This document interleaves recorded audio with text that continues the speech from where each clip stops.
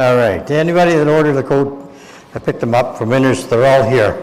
I think you can quite easily find it because your name is on it, so there's no sense hauling them out. You can pick one off, whoever it is. They're there, and you've all paid already, so you're free to go. Thanks for doing that. Not a problem. This one I got to take. Rick didn't come tonight from Grand Prairie. He asked me to take it home. And Ted, yeah. There you go. Start talking there. You're okay there. Okay, you take this one. Okay. So whenever you want, they're here. Got it?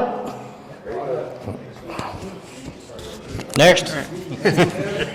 Cool. So I guess we'll start off with the jigs. Not sure if anybody wants to volunteer to go first.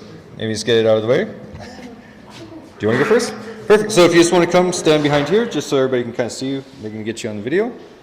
And yeah, take it away. Okay, can you hear me? Perfect. Oh, good, because usually I mumble. That's my worst. Okay, so I have a few items. Glenn, you'll be really proud of me. I know a couple months ago, I got that piece of maple from you, and I was really excited about doing a nice decoration. Yeah. So what happened was my grinding wheel started to wobble really badly. So I contacted Bert, who said, well, you know what you really should do is just dump that wheel, because it's a friable wheel, dump that wheel and get a CBN.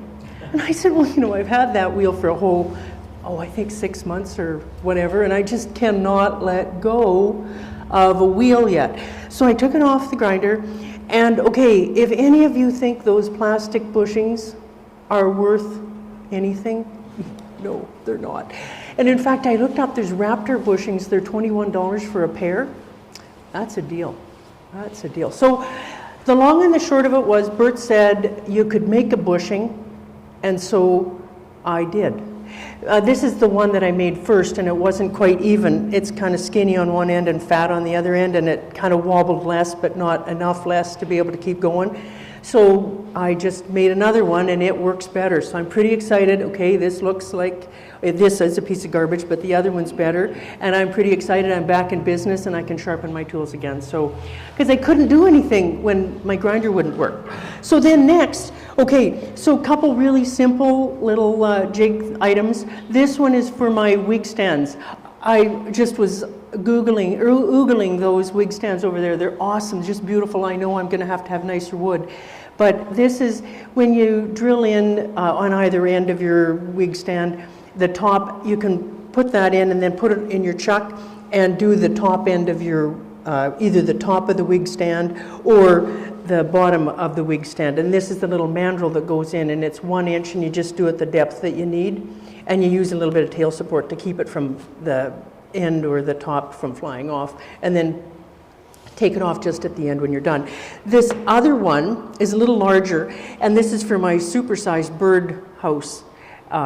So you put your little piece of wood on and you drill it out, probably, I think this is 7/8.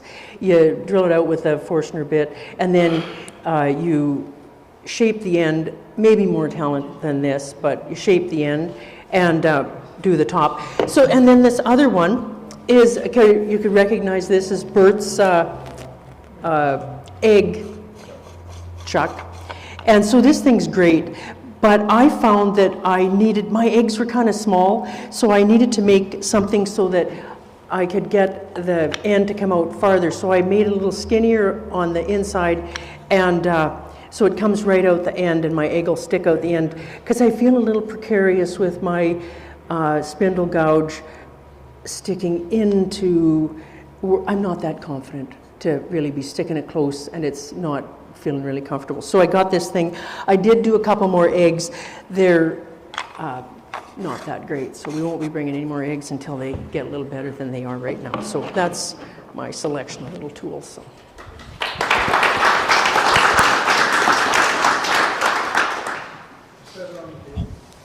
It's a tough act to follow, but I'll do mine.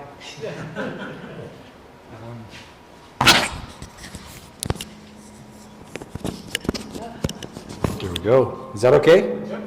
Yeah, so I found this jig in an American Woodworker magazine not so long ago, and it's an artist from Taiwan who does this. And the whole concept is basically all this is. If I can pop this out.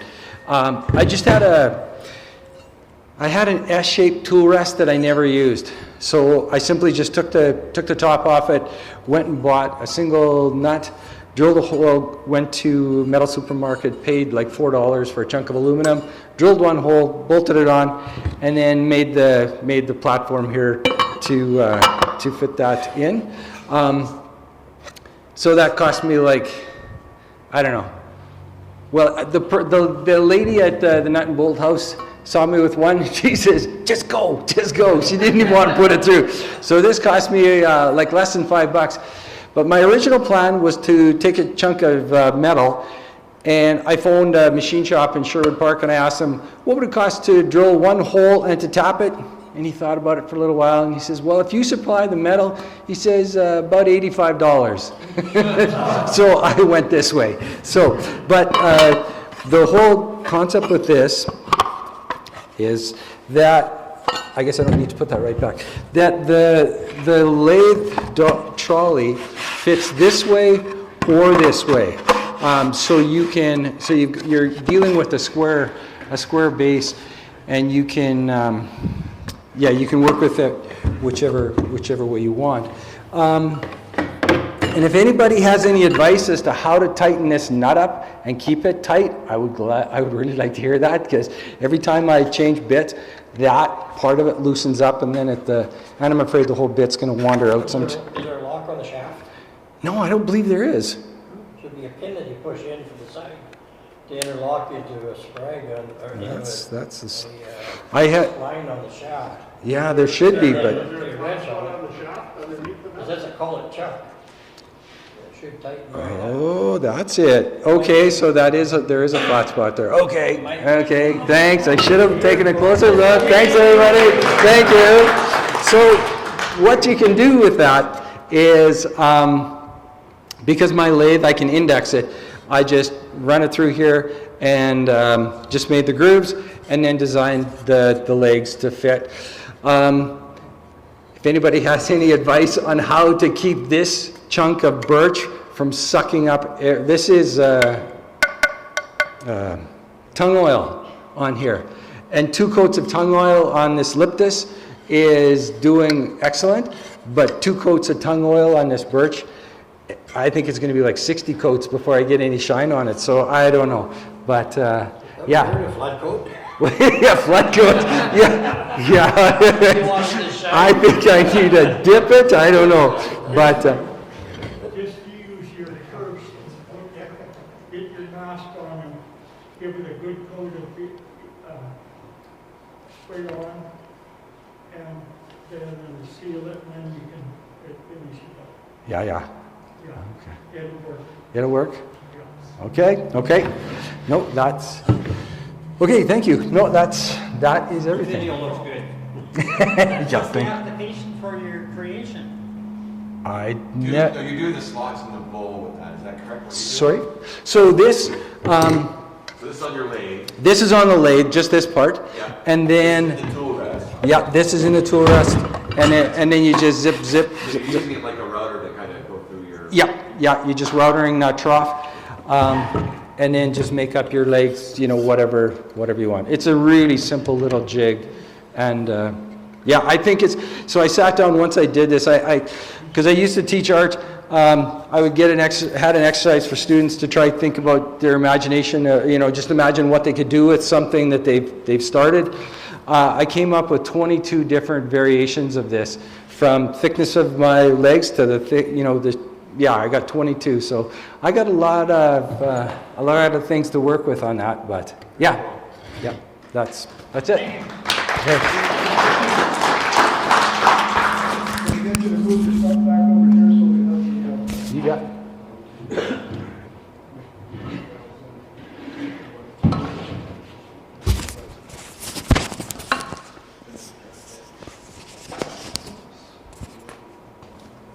So I was down in Arizona at Quartzsite, which is a gem and rock show annually. And my son had asked me to pick up some slabs of colorful rock. So while I was doing that, I suddenly thought, oh wow, how about insetting the rock into a bowl? Ha ha ha. So then the challenge began. There was a lot of things to think about. Obviously, if I hit any of these pieces of stone at 450 RPM, I would have to duck, and I'd be picking pieces out of the wall, and that actually almost happened about 4 times. So I had to carefully plan it. In order not to hit some of the rocks, I wanted to do a minimal amount of taking out the wood. So that involves as many segments as possible. The more segments you have, the less, it's almost a perfect circle. By the time you get around 24 or so, it's almost a perfect circle already. But 24 times 1.5 inches wouldn't go on my lathe. The diameter was about 16 inches. So I had to settle for 18. So I settled for 9 pieces, and I had to route out the recesses for the rocks. Obviously, this was too big a challenge to make the wood and the rock fit. You know, you couldn't actually take it out. You'd probably have to make 100 pieces to accomplish it. So I thought, why don't I surround it with colored epoxy? And of course, I couldn't make these with as much epoxy around the stones because now I'm back up around 18 inches for my diameter. So it was a kind of a very careful waltz to try and make it work.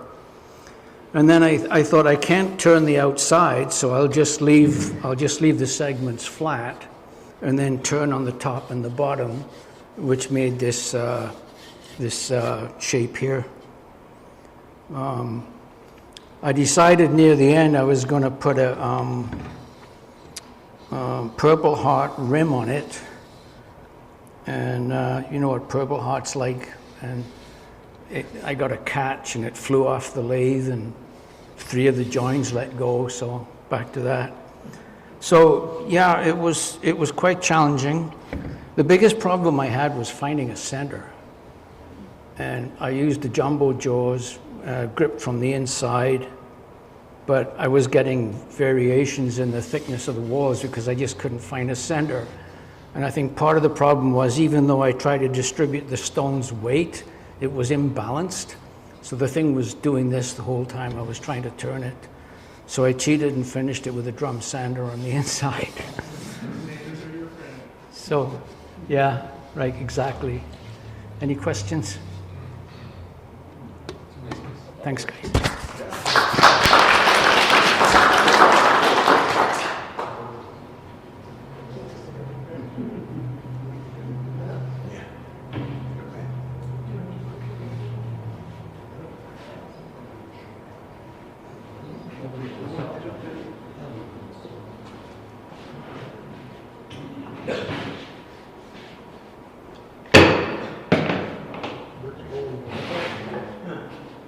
Somebody mentioned something about balls.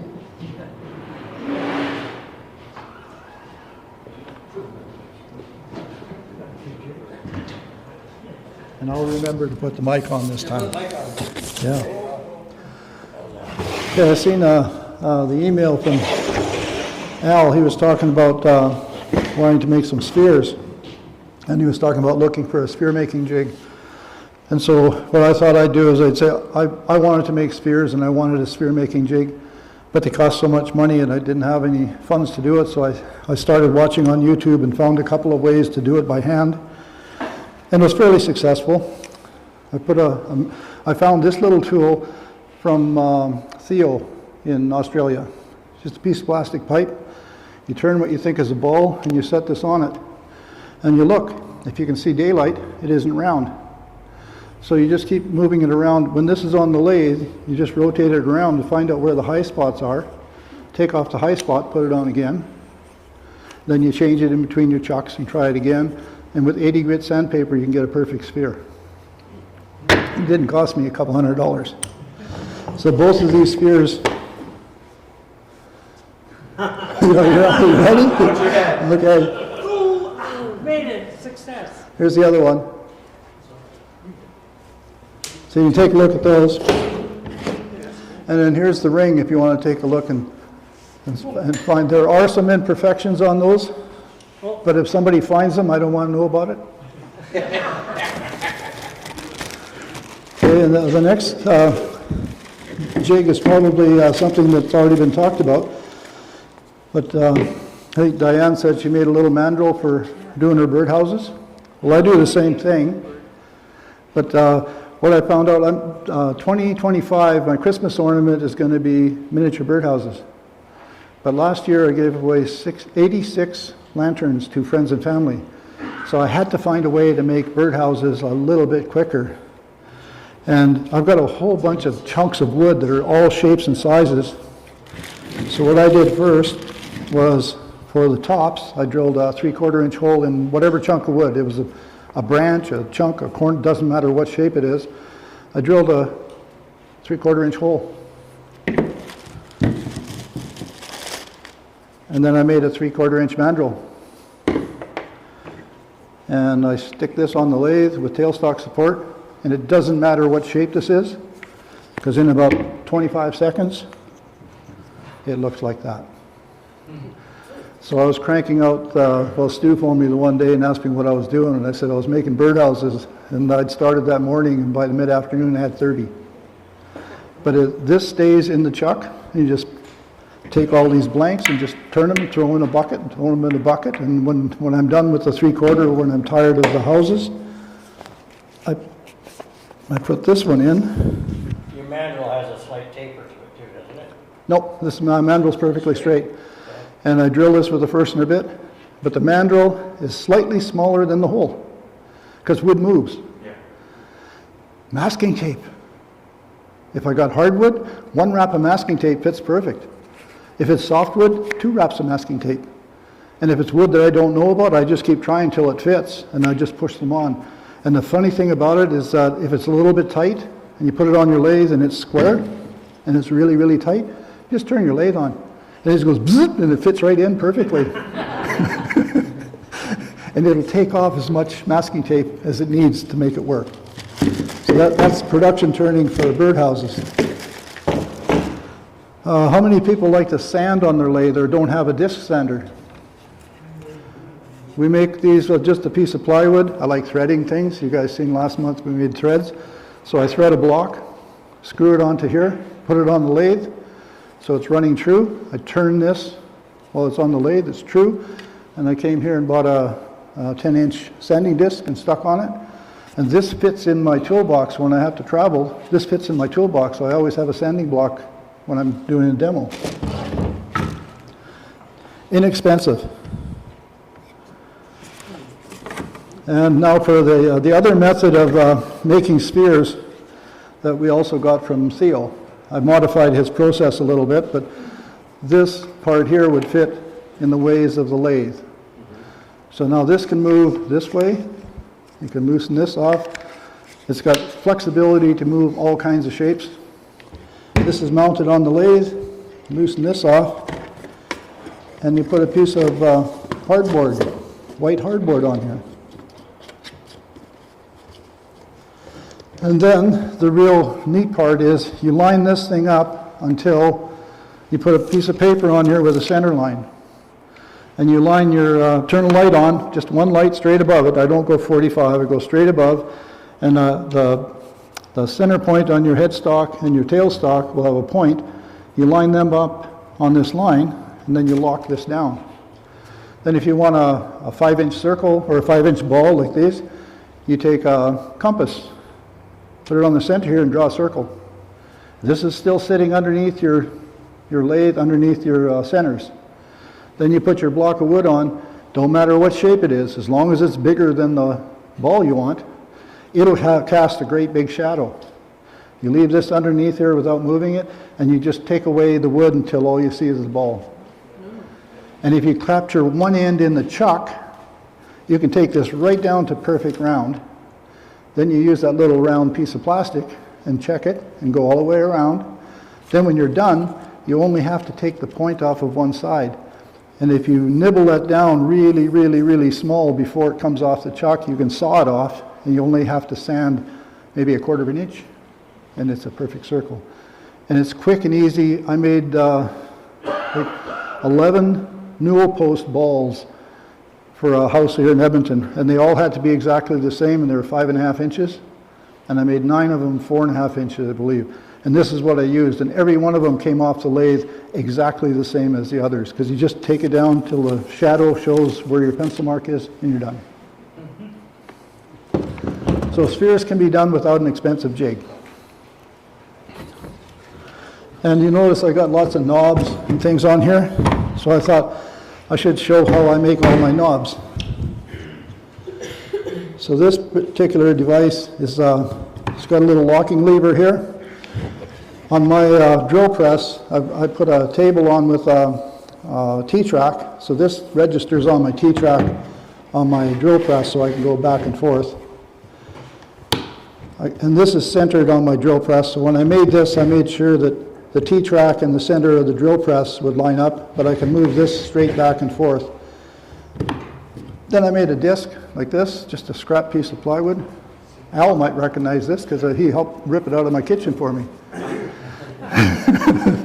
And it was scrap, so I didn't even turn it round. I just cut it on the bandsaw.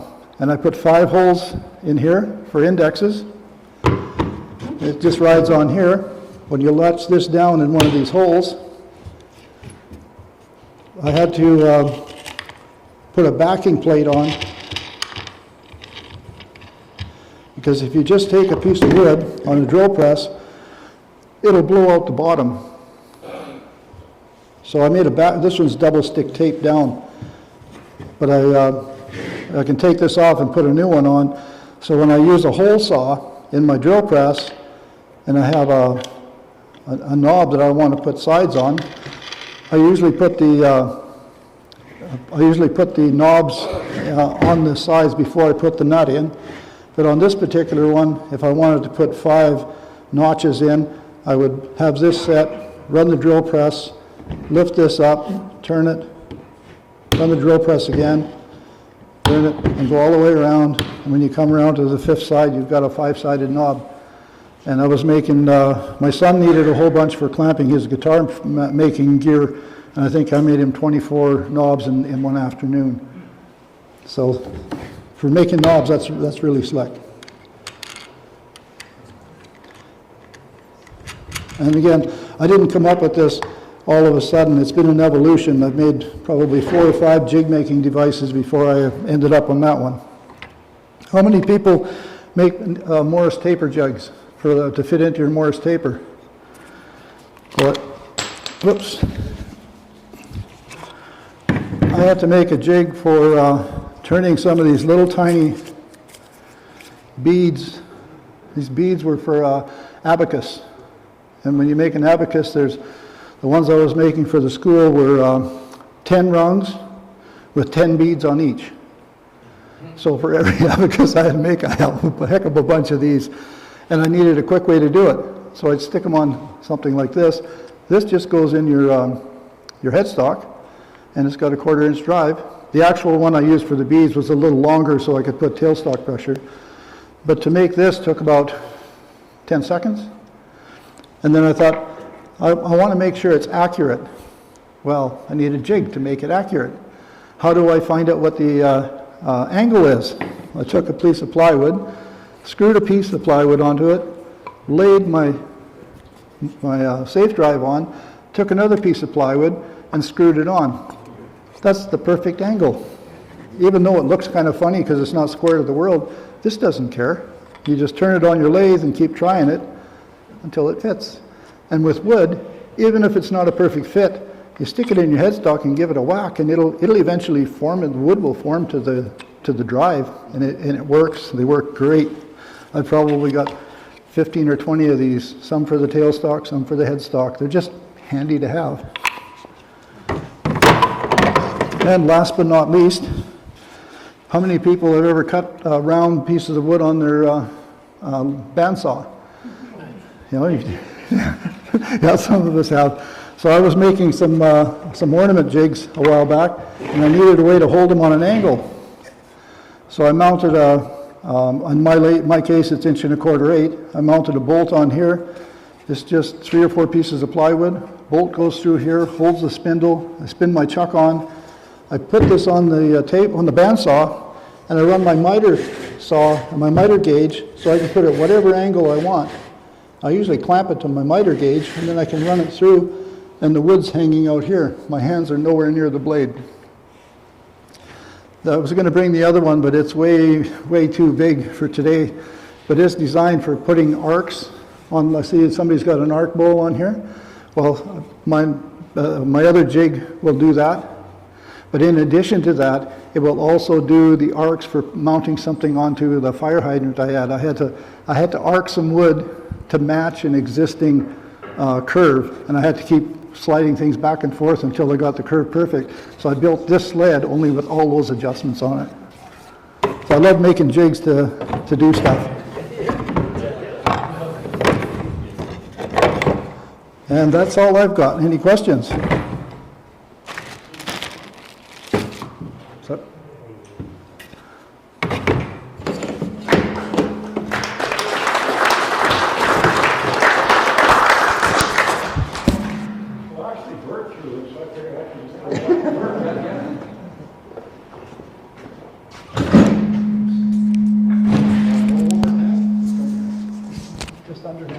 Okay, for the other end of the extreme, for the basics and going back maybe even primitive stuff, I had this fire bucket in the garage for about 20 years and I didn't want to get rid of it.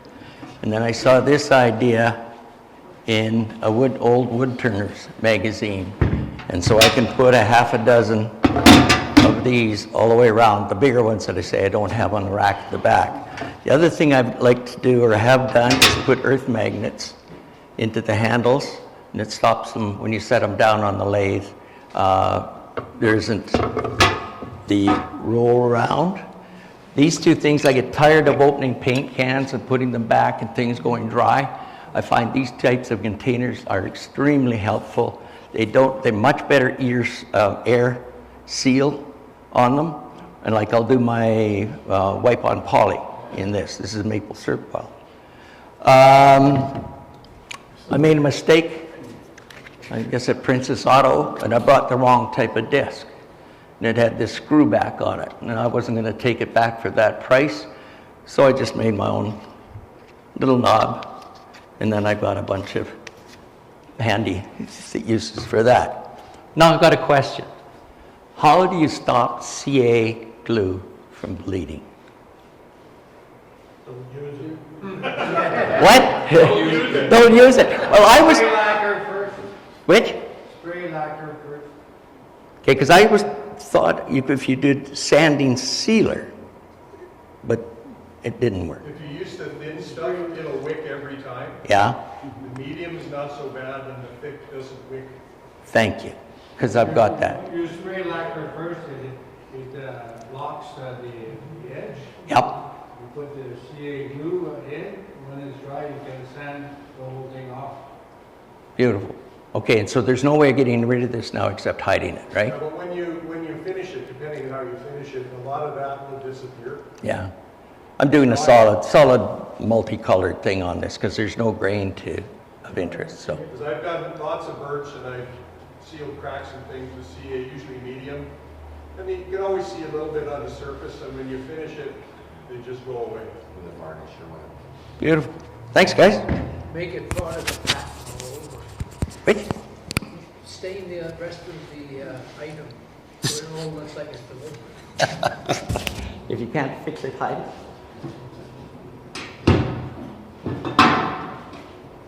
That's a good idea.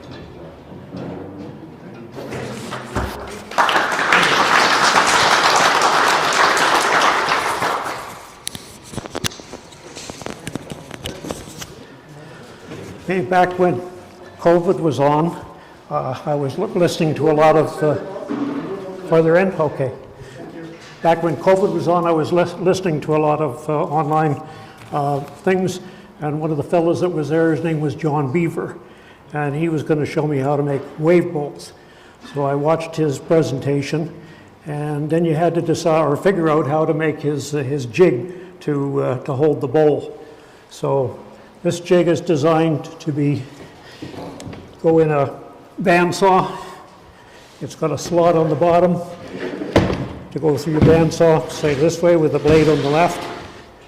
It's all set up so it'll hold your bowl in here, so you could hold the bowl. You'd leave a tenon on the end, hold it here. You've got various positions here. It goes in or out as well. And it goes on an angle, whatever angle you want. So you could set this thing up to cut a bowl. This one was cut like this. And then you cut two pieces off, glue a different piece in the middle here, and you get a wave bowl. He also showed how to make another kind of wave bowl, and I can't remember the process. It was a lot more difficult. You had to take and cut your bowl down part way, and you had to do glue blocks inside to hold it in a certain position. Then when you did your cutting, you had to take this piece here and put it in a microwave to get it to fit the form, push it down, and glue it into place, and then return your material. So if you're interested in that, John Beaver is the fellow's name, and you can find all of his stuff online. So, and I used this one time, and now it sits on my shelf. So, thank you.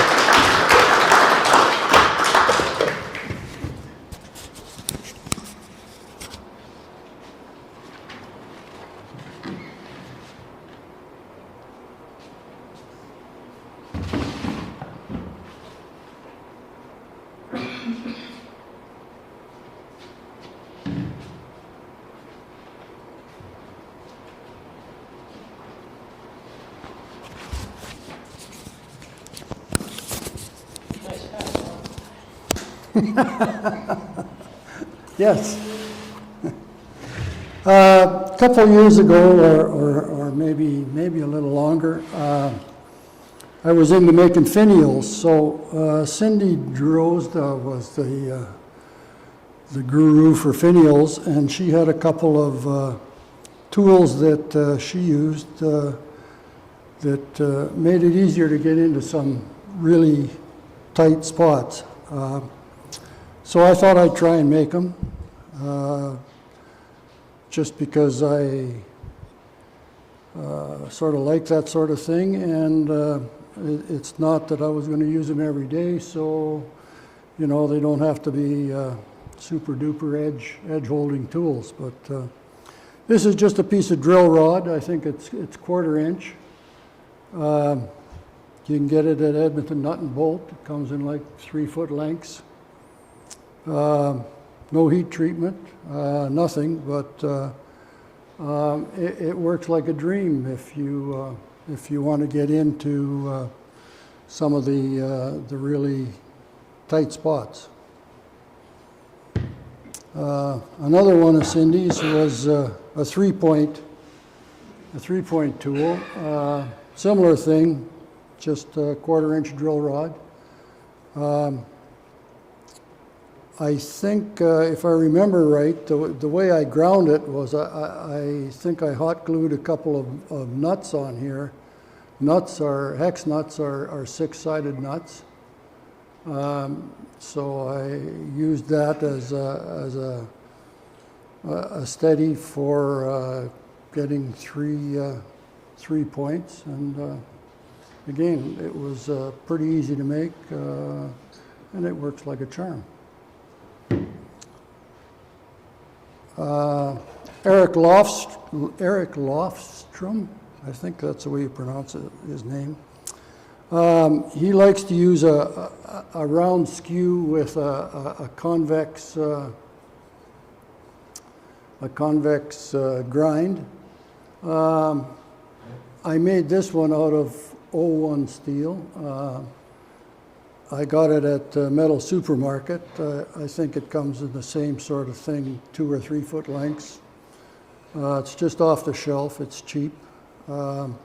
This stuff you can heat treat. You can heat it up basically a deep cherry red, quench it in oil, put it in the oven, bring it back to about 400 degrees, and it's, relatively easy, relatively good edge holding. Certainly not going to compete with anything you buy, but it probably costs you $10 or something, and you can make 2 or 3 of them if you want. This was another, just a little item I made. I had a scriber. I'm not sure, maybe some of the older guys, which are most of you here, remember that, or have seen those L-shaped scribers that the machinists used to use to mark out things on bluing. Anyway, I had one of those. It fell apart, so I took the pointy part and I just shoved it in a handle. I find it comes in handy for marking, for finding center points. Just sort of handy to have. And again, I like to make things, so that was just some of the items that I made. One thing that I do that maybe isn't sort of conventional is I use compression fittings for these. I forgot the term. Yeah, for the ferrules. They're solid brass. They come hex, but you can turn brass on the lathe. They're threaded inside. I put them on with a little bit of 5-minute epoxy, and I've never had one come loose. I've had pieces of copper pipe come loose as other ferrules, so I like that. One other thing is I went to Shipper Supply a while ago. I was looking for a couple of rolls of this heat shrink, I came home with a lifetime supply. So there's some here. Anybody who's got a use for it, just help yourself. It's free. It's just taking up space at my place. And lastly, this is a bowl that I made out of, it's in Dale Nish's segmenting book, if anybody's interested in seeing how it's made. It's made from a board, essentially. In my case, I cut a board into a bunch of little pie-shaped segments and spaced them out with the veneer in between, and glued them up into 2 half circles. And then you cut them on a bandsaw at different angles and just stack up the sections and turn it, and it's. Is that a softwood and hardwood mix, or is it just all one? Just hardwood and softwood? Well, I guess you have to define hardwood. Anything birch or lawn is hardwood. Well, it's ebony, it's holly, it's African mahogany. Or the white, is that a veneer? The white actually is no, I made that. I cut that out of pieces of holly, so it would be a thick veneer. The white, black, white is holly, and I think it's dyed black veneer. The finish is rattle can lacquer. That's all I got.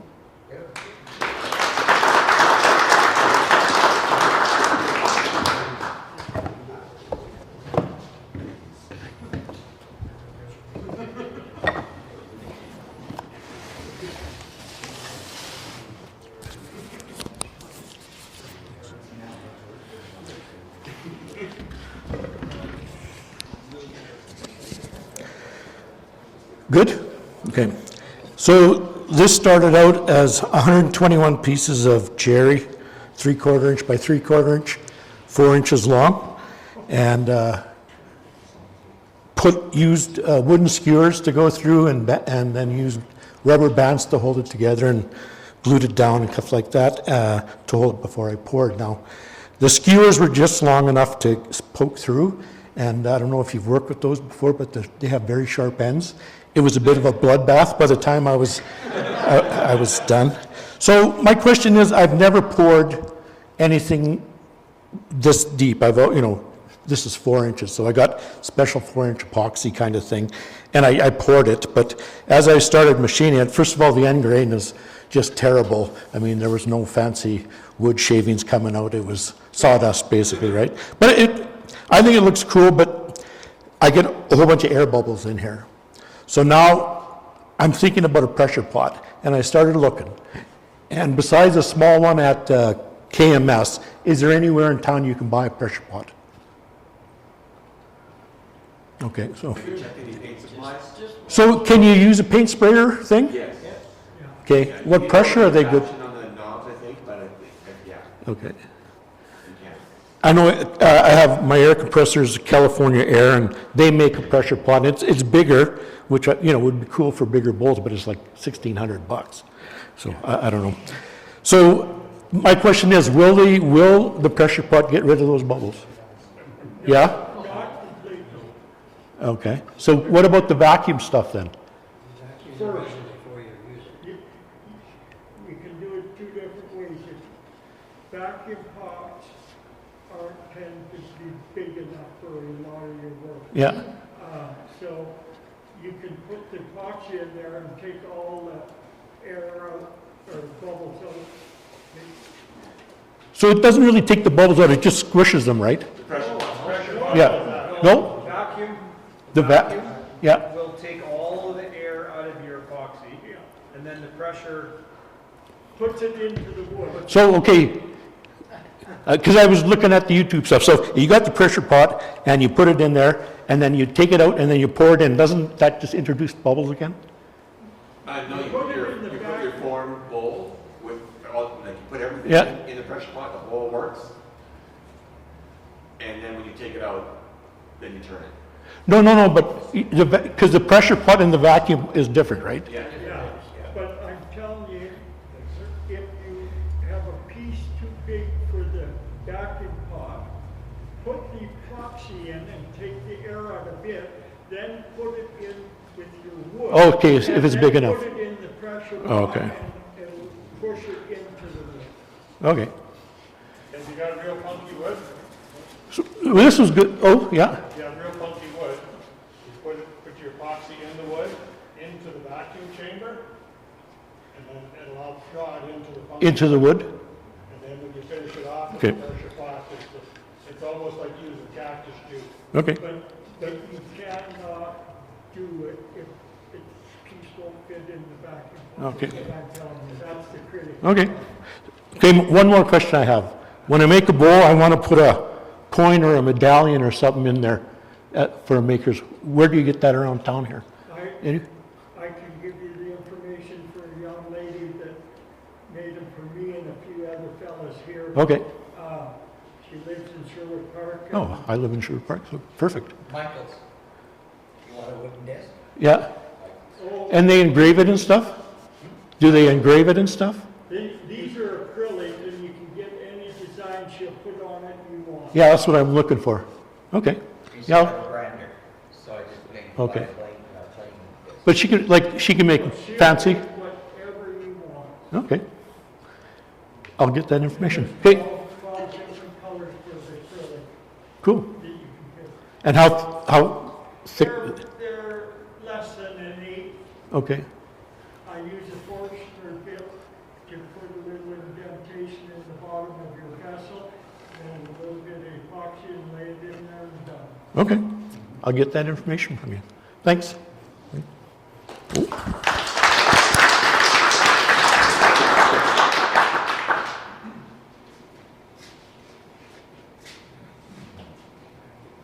I'm only doing this for Al. You're a good man. seeing as how he wanted to see some sphere jigs. This is, I don't know how many years ago, it was before COVID anyway. Okay? And yeah, they're homemade. Metal Supermarkets bought some aluminum. This one, I've got different holes here so you can get out and make bigger spheres. Really what I started making this for was I made a bunch of ball ornaments for Christmas, and I wanted to make them hollow. So this one was for the outside, and then I cobbled this together with just some scrap steel I had. And as you can see, the center, the pivot point on this one is, and the cutter's here, so it's outside. This one, here's your pivot point here, and the cutter's here. So once you, I always cut my pieces in half, so I get good grain match before I turn them. So when I do the outside sphere, I put them together with double stick tape or whatever, cut the sphere, and then I can turn them around. I have a little vacuum chuck. It seemed to work good to hold the half sphere, and then this one here just turns the inside. So like I say, the difference is the cutter's on that side of the pivot point, where this one is the other side. So I don't know what, looks like somebody, whoever brought this one. That's what I brought. Walter Drowski made that one for me. It doesn't look the same as the one you got. Yeah, they're pretty similar, yeah, yeah. So I thought, he did a lot fancier job. I thought that was store-bought. But yeah, so. I got one of Walter's in my car. Yeah. Extra extensions Yeah. and stuff. Yeah. So. Thank you. Okay? Thank you.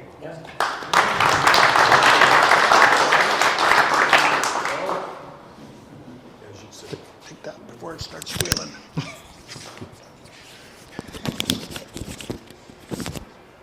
So I haven't been in a while. I didn't bring a jig today. I brought some weird stuff that I've been turning. I haven't shown any pieces. So this one, a few years ago, I saw a bowl dug up in Dublin, and they called it a Viking bowl. And I thought, you know, I kind of like that shape. And when I made it, I made a rolled lip on it, and I thought, you know, that had to be a drinking bowl. It's just so kind to the lip to have a rolled shape on there. So that's my little version of a Viking bowl. These two pieces, I converted a small 10 by 22 metal lathe, so I can do metal work and I can do ornamental turning work, and I got some stepper motors and computers and stuff like that. So I started learning about that, because who does ornamental turning anywhere within, I don't know, maybe Vancouver, maybe Calgary, I don't know. So I started learning about it. I did another piece like this and put it up on the AEW website. This was kind of a practice piece, and they kind of liked it.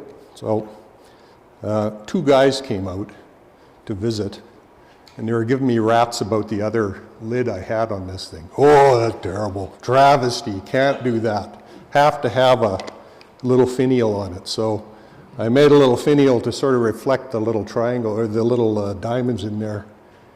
And it's fun as heck to make these. Like, it's under computer control, it just takes no time.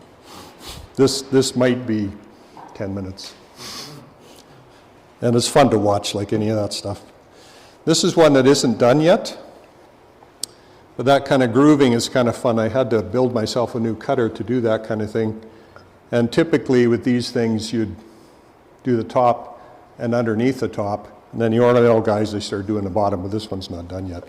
And this is not balanced yet, but people probably haven't seen that kind of design ever, because nobody's doing ornamental turning. I thought this would appeal to you. And I can do pretty much now whatever I want.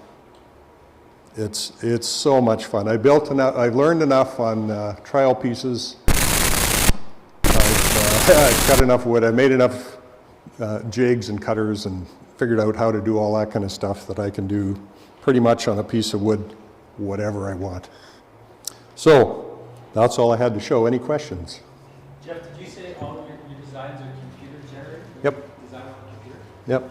Yeah, there's a fella in the States called Bill Ooms, made a free piece of software called Corn Lathe, computerized ornamental lathe, runs on a PC or a Mac, generates the G code. There's a learning curve. You can see what you're making right on the screen. And then you make the code, they'll run the computer and all that stuff. And as soon as people hear computer, they go, and they fall over. But it is typical ornamental lathes.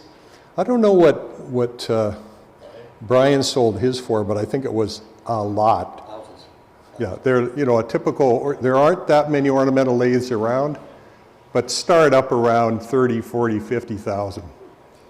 American. And they're mechanically very complex and all that kind of stuff. I'm an impatient turner. I'm not going to fool with that. You decided on a computer, you push the button, 12 minutes later, I got that. And the little ones I've done were like 6 minutes that were just, I can change the wave, the period of this. I can change the depth, I can change the width, I can change the number it goes around, I can change everything. You just change the number. This happens to be a Tudor rose. I did a double one on the inside just for fun. And it's no end of fun, I must say. So that's all I got to say. Any other questions? I want to see you start doing some of Bill's multi-layer boxes. Well, as you know, I've started doing things like this, putting veneer on them and cutting through the veneer. So then I get two, but this thing is precise enough that we could take it way past that.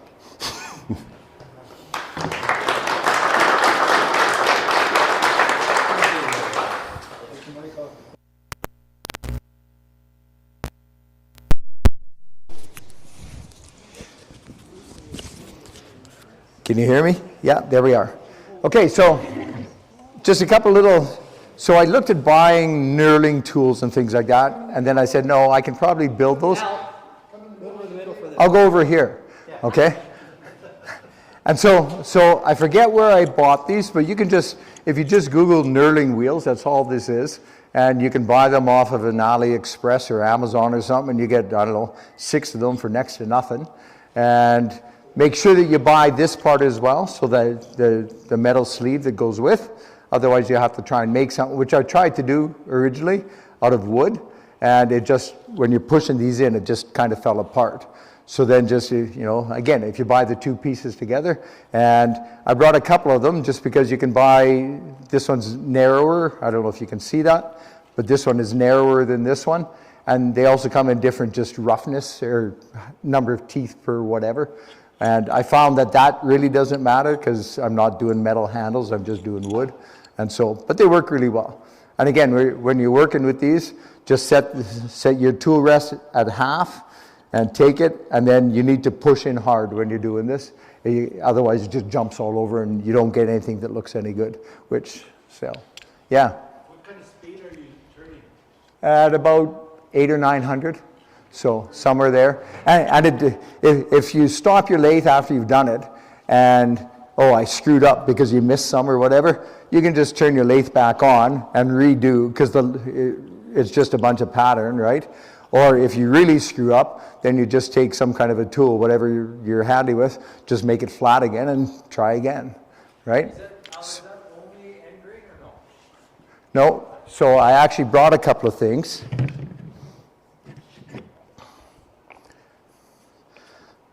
So if you want to see what it looks like, so I did the knurling thing here, okay, and then just when I put the finish on it, there's a little bit of texture there. And then what I also tend to do is I tend to burn lines just to give it kind of a ending point, a starting ending point. And, and I did the same thing. So these are bird's eggs I use as jig because imitation is a flattery type of thing. So thanks for that, mate. So, and then this is the same. So again, this is on, and just the two little borders, and then just knurl that, and just use India ink to color it, and sprayed it with lacquer, and Bob's your uncle. So And then, yeah, so just a couple of things. So I'm kind of in my little cul-de-sac where I live. If a chainsaw goes, I run. I chase chainsaws. So somebody was taking down a piece of black hawthorn that had died. And so that's what you get out of black hawthorn if you're ever interested. And then somebody else, this is a crab apple, which, you know, again, crab apple. And then if you know anybody on the West Coast who has arbutus, which I happen to have a sister-in-law who lives there now, and they took down a piece of arbutus, and it turns really, really nicely, and just yeah. But we don't have it here, and the only place in Canada it grows is actually, yeah, kind of the West Coast. So yeah. So if you want, I can pass this around if you're just seeing what the knurling thing looks like, and I'll pass along a tool, and you can maybe figure it out, and there you go. So I think that's all I brought. Yep. So that's all I got.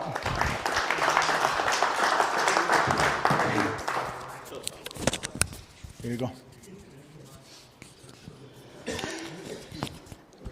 Okay, hi. This is my little contribution here. It's just a weed pot, flower vase.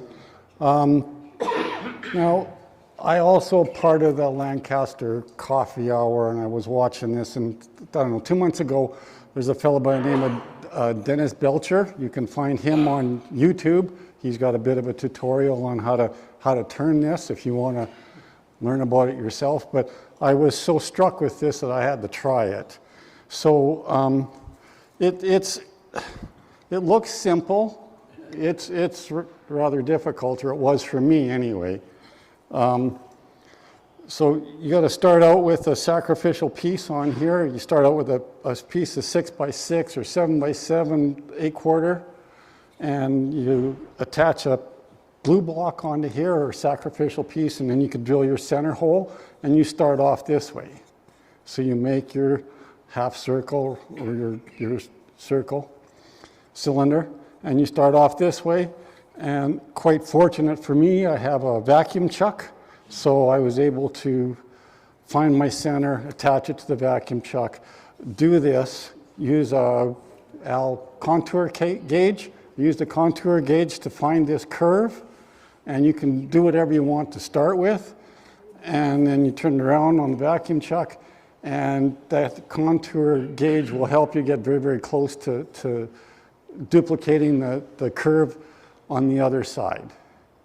So, and then when you're done with that, you still got your little sacrificial part on here. Then you can come back and do this shape here. And then just a plastic test tube. And this was the hardest part. You walk your dog twice a day for however, and you can find these all over the place, but that's... The grass isn't yellow, is it? Sorry? The grass isn't yellow, is it? No, he didn't do his business on any of that. I found some fresh stuff. So. I had to put lead ball in the bottom of mine because it was too narrow. Oh, was it? Oh, okay. I mean, that's what I started out with 8/4. I wanted it a little bit thicker. I don't find that tippy at the moment anyway, but yeah, no, a piece of lead, get Bert to make you some lead cylinders, I guess, little tubes, and you could work it out that way. His name's Dennis Belcher, Belcher. I don't know. I thought it was maple, but it's too soft. Somebody, Terry thought maybe it was elm. It's not elm. Hmm? Might be alder. Maybe alder. Might be. I'm not sure. I don't know. I don't know. The only thing is I know that it's still a bit soft because I dropped it after I had it finished and I had to start all over again. So that's still the same piece. It took me a while to get it fixed, but I fixed it. But it is soft, so it's not maple, although I thought it was to start with. So. Okay. The author was Terry Belcher? No, Dennis. Dennis Belcher? Dennis. Thank you. Yeah.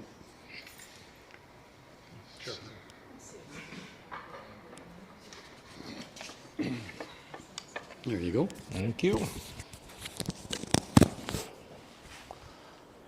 Okay, I'm still new to this. I'm not as experienced as most of you are. So I'm still experimenting a lot, and get some of the wood from a friend of mine who is a cabinet maker, and when he has leftover pieces. And so I tried something different here. The main part is alder, and then I put a strip of mahogany in, and 2 parts of maple and walnut, and did that with it. So, and this is the first try with the more exotic wood. It's Paduke, and I tried just cut it on the bandsaw and put these pieces in, and then the other ones, which is also maple. So maple and Paduke, so gives a nice. And I'm experimenting a little bit with epoxy and having a rim. What I do there is when I rough turn it, I use about that wide iron-on edging, put that around basically as a fence.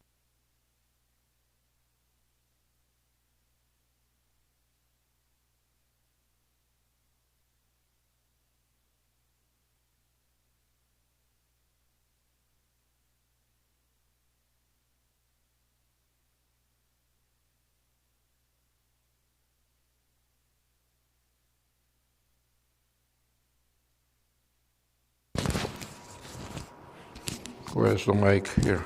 Yep. Is that better? Yep. Okay. So I use this iron-on edging to build a little fence, and then I turn a groove, just a little groove, put another piece of that edging in, and fill it with epoxy, and then finish the bowl. And then that's the result. Okay, thank you.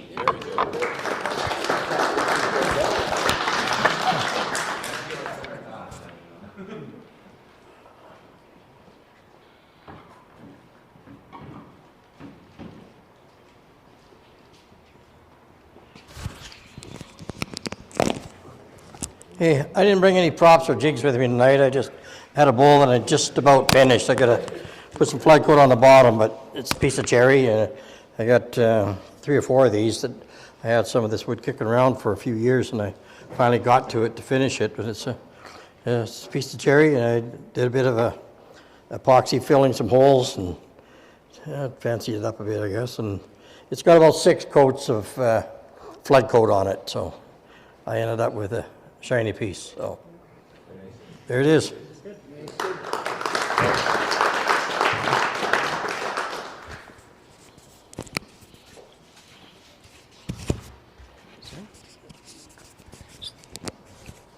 So this is my first attempt at doing the included handle, and it certainly perplexes everybody that comes to the house.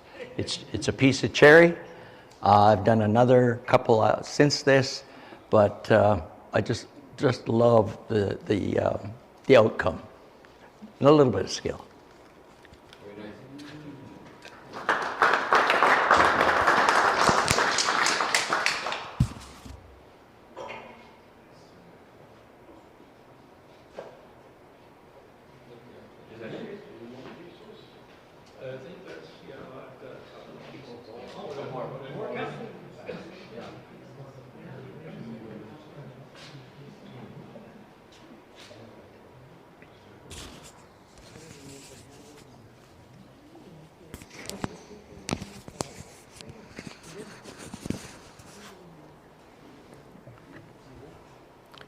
Got 2 pieces that I brought in this evening. One is a vase. This was made with ash.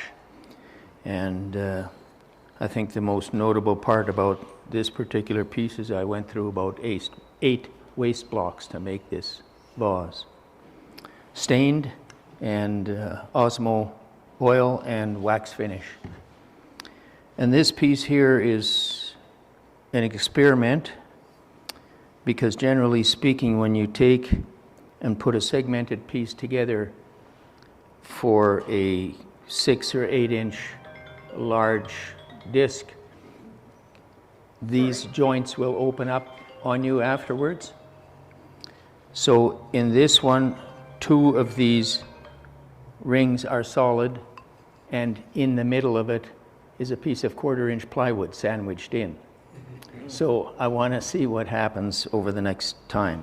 The shape of this I got from an Inca design when we were in Peru. There was some bowls or dishes of this nature that were displayed there, and I rather liked the shape, and that's where I got the idea for the shape. And this also is ash with some walnut and some mystery wood to form the pattern. And that's it.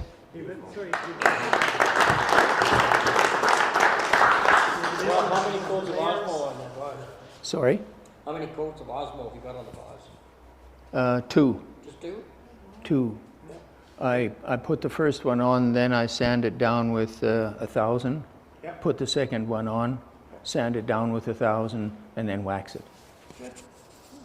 So Yeah. you build the outside shape by just layering the different layers of the segmented segments?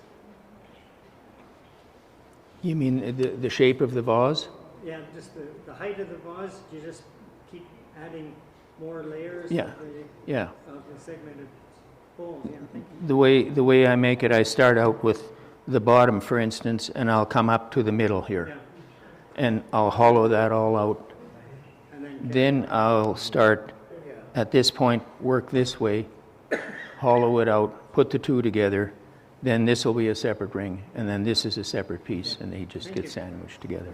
Very nice.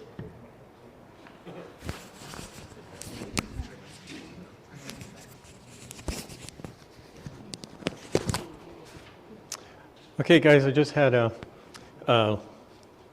hour or whatever to spend, and I thought I would try some turning a mushroom with multi-axis turning. Only got a little bit of a shift to it because I left the tailstock end knob too small, so I could only shift about 1/2 inch. But as you can see, it's crooked, which is the intent to the whole thing. But very interested to do multi-axis turning. I also had to do was shift this end was the end I shifted, and you can get that much of an offset to it just by shifting like approximately 1/2 inch. This piece of mystery wood as well. I had it just kicking around, and I don't know where it came from. Have you seen Barbara Dill? No.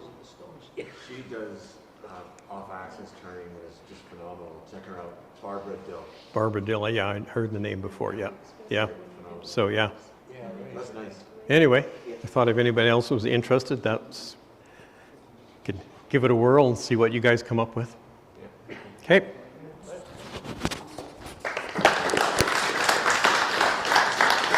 I guess we're done, Bert.